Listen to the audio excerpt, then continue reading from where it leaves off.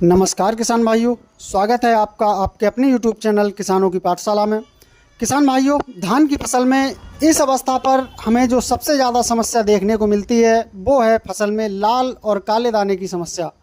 आखिरकार हमारी धान की फसल में ये समस्या क्यों आती है और कैसे आती है, इसे हम किस तरह से कंट्रोल कर सकते हैं, यह पूरी जानकारी आपको देने वाला हूँ। तो आप वीडियो को लास्ट तक जरूर देखें, जिससे कि आपकी धान की फसल में आने वाली इस समस्या से आप अपनी फसल को बचा सकें। तो चलिए स्टार्ट करते हैं। सबसे पहले हम बात करते हैं कि हमारी धान की फसल में ये समस्या कैसे आती है। तो किसान भाइयों, हमारी फसल में यह समस्या दो तरह से आती है।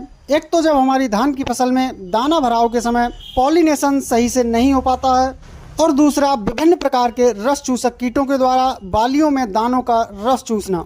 इन दोनों वजह से ही हमारी धान की फसल में समस्या आती है। अब हम बात करते हैं पहले कारण की, कि जब हमारी धान की फसल में दाना भराव की स्टेज होती है तो उस समय तेज़ हवा चलने से या बारिश होने से हमारी धान की फसल में पॉलिनेशन ठीक से नहीं हो पाता है, जिससे कि दाने पूरी तरह से नहीं भर पाते हैं और दाने लाल एवं काले पड़ जाते हैं। और दूसरा किसान भाइयों, जब हमारी फसल इस अवस्था में होती है तो बहुत से रस चूसक कीट जैसे टिड्डा, भुनका, सफ़ेद तितली आदि कीटों के द्वारा धान की बालियों में जो दानों का रस है वो चूस लिया जाता है, जिससे कि दानों का भराव अच्छे से नहीं हो पाता और दाने काले पड़ जाते हैं। तो इस समस्या को कंट्रोल कैसे करें?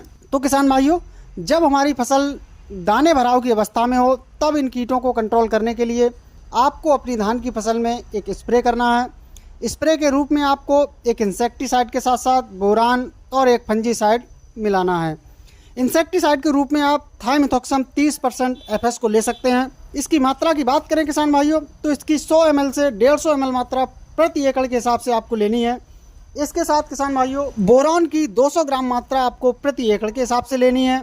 और तीसरा किसान भाइयों, फंजीसाइड के रूप में आप प्रोपिकोनाजोल ले सकते हैं। इसकी मात्रा की बात करें तो इसकी 250 ml मात्रा प्रति एकड़ के हिसाब से आपको लेनी है। आपको अपनी धान की फसल में बाली निकलने की अवस्था में या दाना भराव की अवस्था में इन तीनों दवाओं को अच्छी तरह से मिलाकर अपनी धान की फसल में स्प्रे करना है। अगर आप इन दवाओं का अपनी फसल पर छिड़काव करते हैं तो विभिन्न प्रकार के रस चूसक कीटों से होने वाले नुकसान से आप अपनी फसल को बचा सकते हैं और अपनी फसल से एक बेहतर उत्पादन ले सकते हैं। किसान भाइयों, जानकारी पसंद आई हो तो वीडियो को लाइक एवं शेयर जरूर करें।